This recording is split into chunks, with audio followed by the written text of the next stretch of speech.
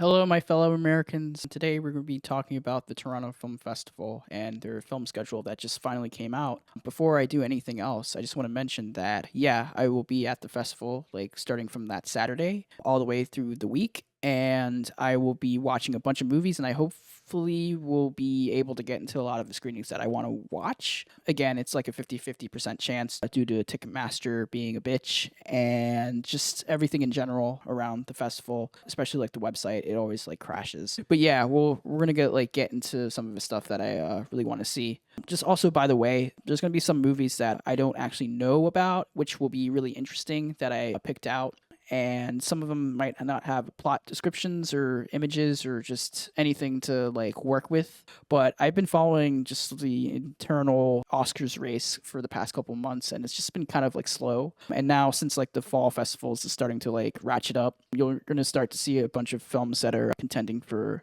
the best picture of the Oscars. So yeah, let's get into it. All right, so let's start from the beginning. So starting with All We Imagine as Light. This is actually a film that I've been following since the Cannes release of this film, and it's been doing pretty well around just smaller festivals and also just like Cannes in general. And it was also like a second like runner up to Honora, which is also like on my list. But I'm really intrigued by this feature, and I've heard great things about it. And I've also heard that it's mostly dealing with Indian politics and just the way of life in India. So I really want to like check this out, and I hope it's pretty good. So the next one I really want to talk about is Nora, which is the new film by Sean Baker. This is another one that I've been like really like, dying to see, mainly because it's won the top prize at Cannes, which is the Palme d'Or, and it's like continuing Sean Baker's legacy in terms of showing sex workers and like their daily lives. And on top of that, Mikey Madison has been really contending for Best Actress for the Oscars, and I've been hearing great things about her performance in this.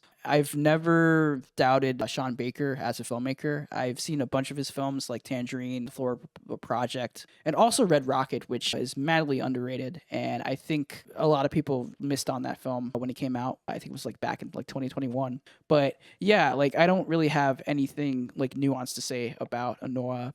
But I will say this, that this will probably be like the most popular ticket at the festival, and I am dying to see this. And hopefully, I will be able to get into one of those screenings. I think they'll probably add a bunch more screenings as the festival either starts or progresses. So, yeah. So, the next film that I have on my list is Baby Girl, which is also directed by one of the directors of Bodies, Helena Rajan. This is a really interesting film because it's completely different from her last film, Bodies, which was just like a straight horror comedy. This is more of like an erotic thriller, and I've been hearing some weird things about it in terms of like test screenings and just regular blogger shit. But I really want to check this out, and I love Nicole Kidman. Like, she's one of the greatest actresses working today. And Harris Dickinson has been doing a lot of bunch of great films. Most notably, Triangle of Sadness was really fantastic from him, and like the pairing alone is like a hot ticket for me personally. But yeah, like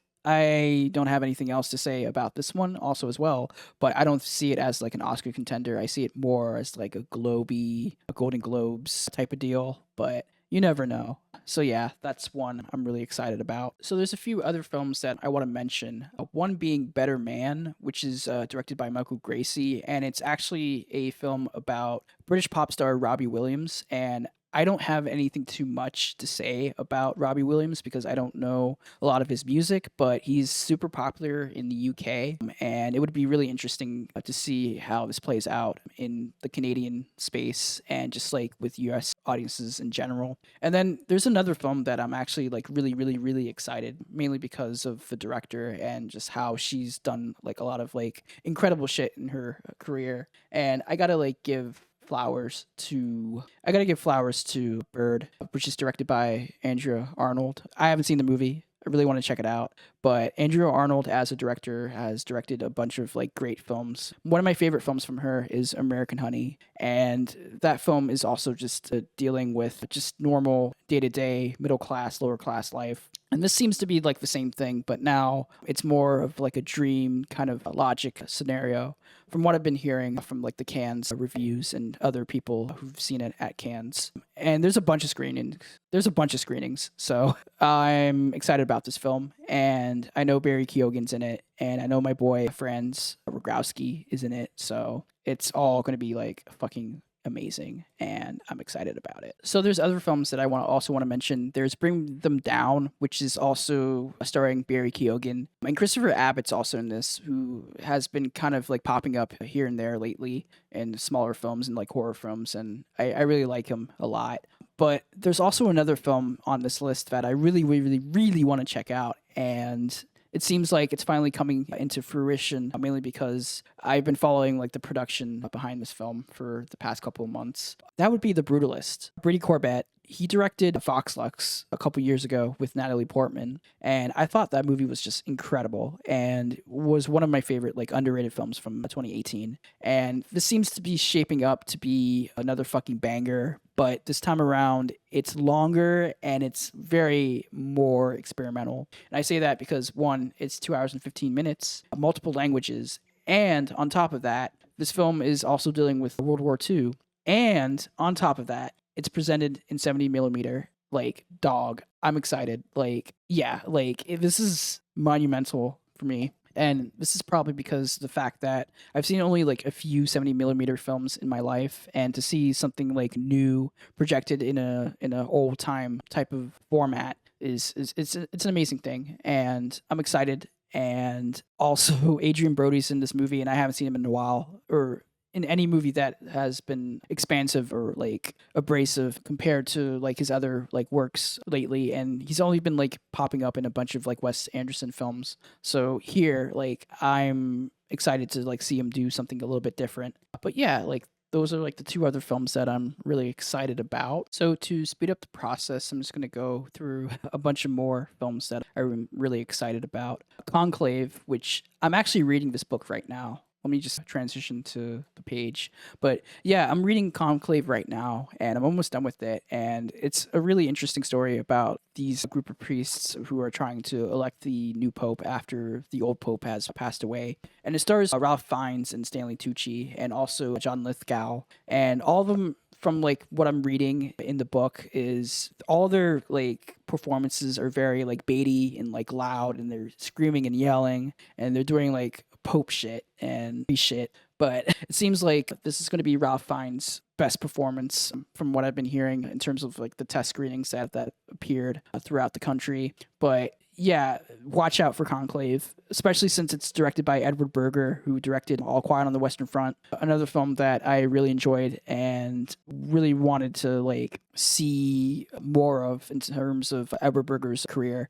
But yeah, like, definitely keep an eye on this one. And also Eden, which is directed by Ron Howard. I know. Like, Ron Howard has been like hit and miss for me and for some people. His last movie, 13 Lives, kind of flopped at the Oscar season. But then also you had Hillbilly Elegy, which is notorious for putting J.D. Vance into American Light. But it seems like Ron Howard is going to be doing something completely different, or something that's kind of like back to form, as this is kind of more of like a thriller, and it has a bunch of like actors in this. Sydney Sweeney, Ana de Armas, Vanessa Kirby, Jude Law, Daniel Brew, like, and it has a bunch of screenings. So yeah, like, I'm excited for this one. I hope Ron Howard actually fucking cooks, and yeah, so we can kind of like move on from there. So the next couple of films I want to also mention is Emilia Perez, which is actually premiering here at the festival, and it's done pretty well at the Cannes Film Festival. And I'm just excited. I heard it's just completely wild. It's a musical. It's a thriller. It's just a very like intense drama, and has a bunch of like these crazy like musical numbers. And like Zoe Saldana is doing like her best in this film from what I've been hearing. And also Selena Gomez, which I've seen some films from her, and she's like okay, but I think this might actually be the one that will put her like on the spot. And again, like, the director Jacques Ardid. He also did a film called A Prophet, which I highly recommend. If you haven't seen A Prophet, like you should check that out. He's a really like well known like French director, and he's been doing like a lot of like crazy like films from different genres. So yeah, that's like the next one I'm like really excited about. And then going back, The End, with directed by Joshua Oppenheimer. I don't know anything about this film. I've only read like the synopsis, and I only know that like Josh Oppenheimer directed one of my favorite documentaries of all time, The Act of Killing, and this is his narrative debut. And yeah, like I don't know anything else about this. I only know like the director, cast, and just like the premise, and I'm just, like go like into it like already from like the jump. And then the next couple of films, Friendship, which is starring Tim Robinson and Paul Rudd. Heard nothing about this, and I don't want to hear anything about it. Another film that I actually heard is The Girl with the Needle, which is a Danish film, and it premiered at the Cannes Film Festival, and it got like positive to sort of mixed reviews, but a lot of people have kind of like put this film into more of a light in terms of like the horror and just like the squeamish mentality of the film. Yeah, like I'm excited. I think I've seen the director's film before. Yeah, I have. Sweat. I've seen that before, and that's a really like interesting film about influencer culture and just how to like deal with like fame. So yeah, like this is one like I'm also really excited to see. I hope it's good. And then Hard Truths. This one is really interesting. This is Mike Leigh's new film. He hasn't been doing a bunch of like new films in the past couple of years, and he's like in his 90s, so this guy has been like directing like a lot of like great films. I remember he did Secrets and Lies, which is by far one of my favorite films of that like decade. And he's bringing back Baptiste as the main lead in this film. And I haven't heard anything else. But the only thing I've heard is that this film has been like rejected from like Venice and other like festivals beside TIFF, which is really suspect if we're looking at awards prospects. But who knows? Maybe all of these festivals that like rejected it are wrong, and this film is actually peak. But I don't know. Maybe I'm missing something here. Maybe we're all missing something here. But I hope like this film actually works out in Mike Leigh's favor and just everybody in general. And then the next film I have is I'm Still Here, Walter Saley's. Don't know anything about this. I only know that like Central Station is one of like the biggest like independent films from back in the 90s, and I've heard great things about it. I really want to like check it out before I see this new film. And yeah, like I only know that, and I only know that Fernanda Torres is in the film, and she hasn't been like around for a little while. So this is like another like Oscar film or like an awards film where you have like a seasoned actor showing up out of nowhere and just like given the steel chair. But it could also be like Mexico or I think Spain's, actually no, Brazil's pick for the international film nomination for the Oscars. So yeah, like I'm excited for that, dog. Like I want to see more international films contending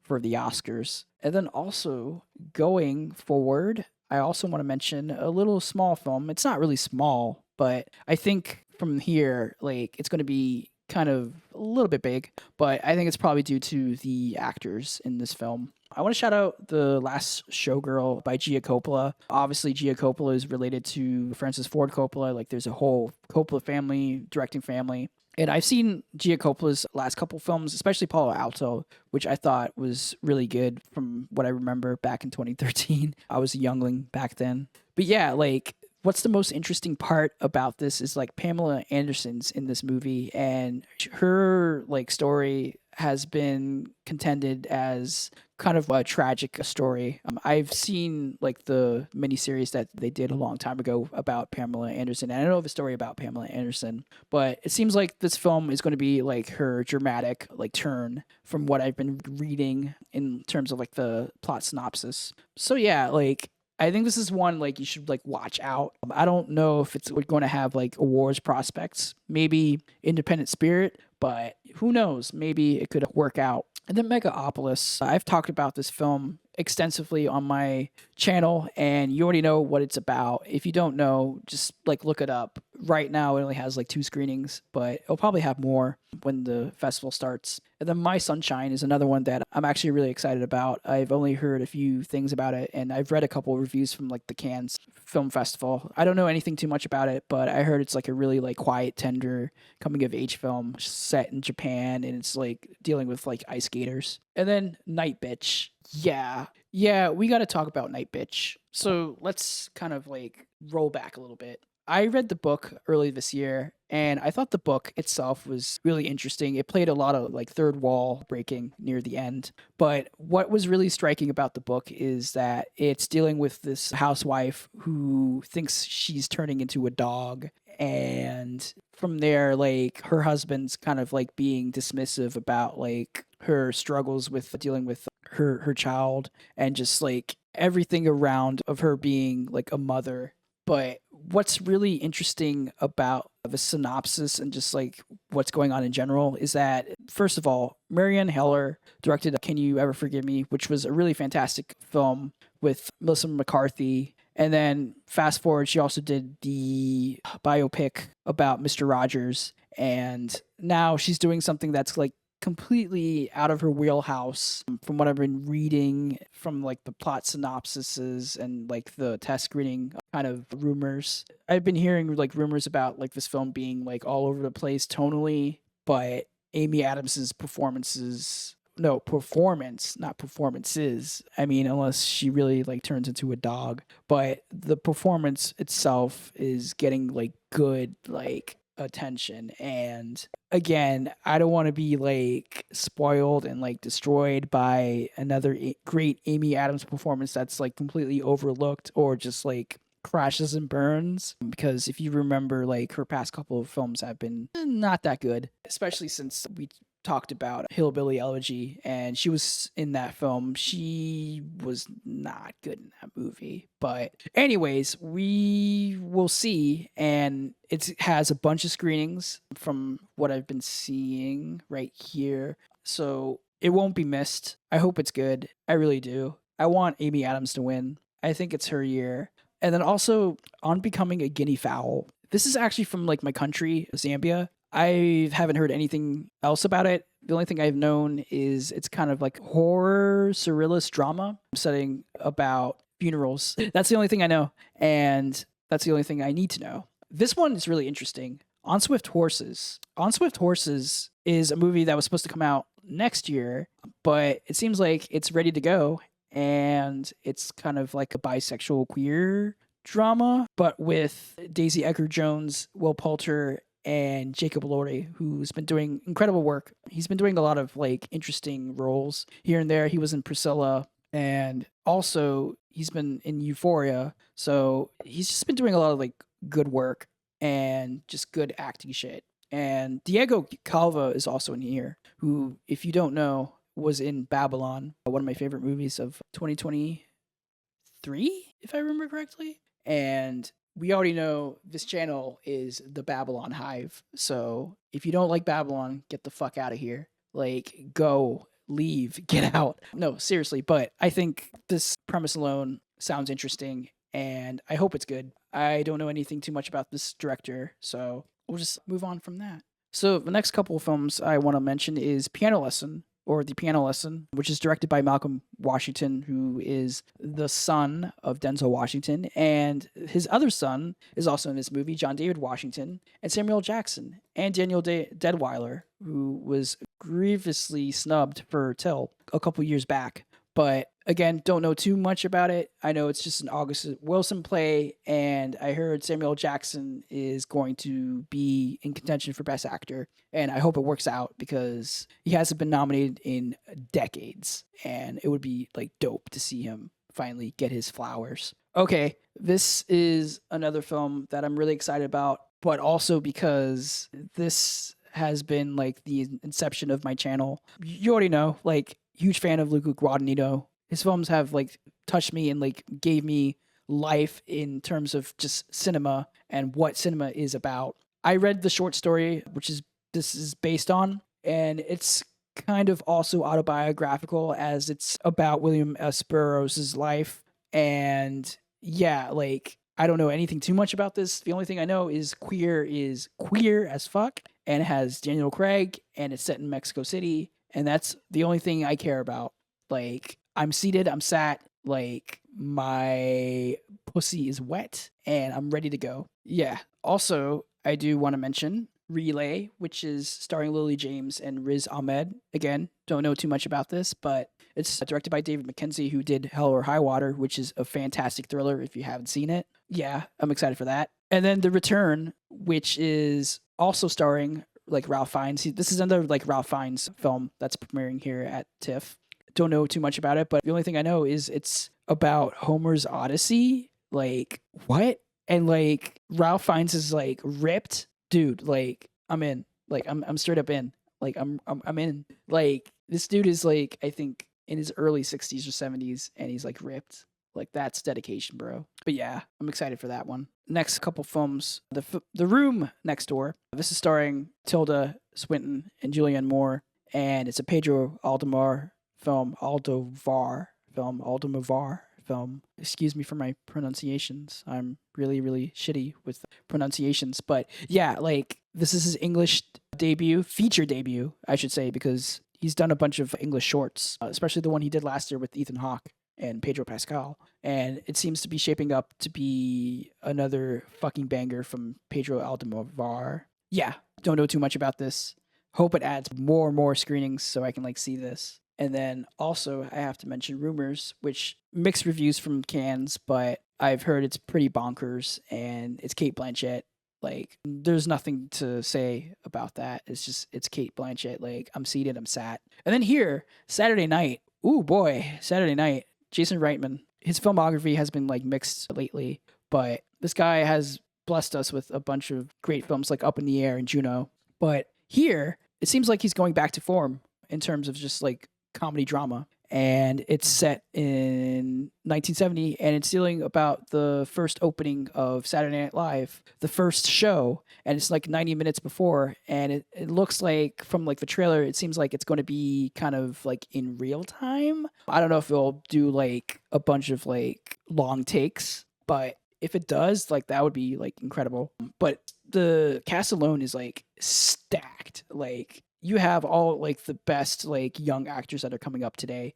You have Gabriel LaBelle from like The Fablemans. You have Rachel Sennett, who was in Bottoms and has been in a lot of like bunch of crazy comedies. You have Dylan O'Brien. You have Finn Wolfhard. You have Nicholas Braun, Cooper Hoffman from Licorice Pizza. Like this whole entire fucking cast is stacked. And when I talk about like awards prospects, which I will be going deeper on this channel, I think this film will probably be hitting the max like Golden Globe nominations. Like this is like notoriously good for the gold. Sorry, shit. This fucking mic. Oh man. But let me go back just a little bit. So Saturday Night, this seems to be positioned to be a Golden Globes winner and just max like nominations. It's definitely going to get like musical comedy nomination. And I can see like Gabriel LaBelle and like Cooper Hoffman taking the best actor comedy nominations. But yeah, again, don't have too much about this. I'm a huge fan of SNL and the whole entire cast. So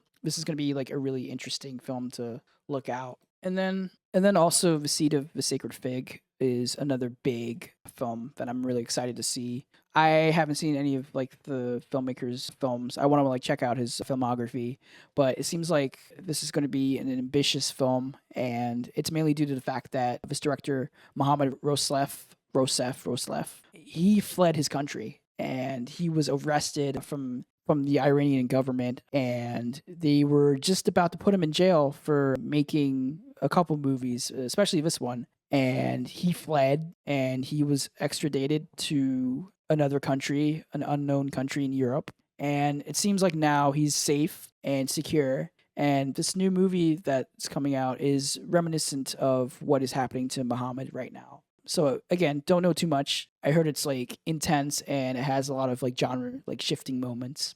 And then The Shrouds. This is David Cronenberg, big body horror director, director of like a lot of crazy science fiction also as well, and like thrillers and crime dramas. This seems to be like his most personal film from obviously this description. And it's Vincent Cassel who's also in it, who is a very popular French actor. Don't know too much about this. I heard the Cannes reactions have been like mixed, but I think it could probably like be better here, TIFF. And then also, there's a few other films I want to mention. Sulane's Story. I heard this is like about an immigrant who's just going in and out of like shelters and also has, I think, like a job as like a vendor. Don't know too much anything about that, but the Cannes premiere was pretty solid, like the reviews. And then The Substance. Ooh, this is another one that I'm really excited about. Body horror film. The director directed one of my favorite horror films from 2017, Revenge. And as much as I don't know anything too much about this film, it stars Demi Moore, and I heard like her performance in this is life changing. I heard also that her performance is probably like one of the best of this year and one of the most abrasive and daring performances this year from like the Cannes reviews. So I hope it's really good. It's getting the Midnight Madness label, but there will be other screenings that are like in the midnight screening time slot. So yeah, I'm excited for that one. And then also I want to mention To a Land Unknown. This one's a Palestinian drama and it's set also in Greece. Don't know too much about this film. All I know is that it got good reviews at Cannes and I'm excited for that. Same with Universal Language. This one's Persian and I heard it's kind of like a Wes Anderson type of film. And then Unstoppable, which is one of the boxing films that you'll see this year and also at TIFF for some reason. The only thing I know is that this is a true story about Anthony Robes, who lost his right leg and is a boxer who, oh wait, no, not a boxer, a college wrestler. Sorry about that. Minor inconvenience. Yeah, and the only thing I know about this film is Jarrell Jerome's in it, and he was incredible in Moonlight and also When They See Us. So I gotta like give my eyes and attention to this film. We Live in Time is also another one that I'm really excited about. This is directed by John Crowley, who did Brooklyn, and we don't talk about The Goldfinch. That one was hella disappointing, but yeah, it seems like it's going to be like a romantic comedy drama with Florence Pugh and Andrew Garfield. And I don't want to know anything about this film. I just know the cast and the director, and I'm fucking in. Fucking in. And then finally, Will and Harper, which is a documentary about these two people who are just friends, and one of the friends turns out to be trans, and they just go on a road trip and have a ball of a life, and it's with Will Ferrell. So yeah, like I'm in. I'm fucking in, and it seems like it's probably going to be like a big contender for best documentary. But yeah, that's all the movies that I really want to like check out. I hope you guys enjoy this kind of like weird kind of setup that I'm doing right now in OBS. But yeah, I hope you guys enjoy this video. The next video will probably be either a review for Alien Romulus, and also I will be doing kind of like a final, not final, but new predictions for the Oscars just before the festivals start. So yeah, thank you guys. Peace out.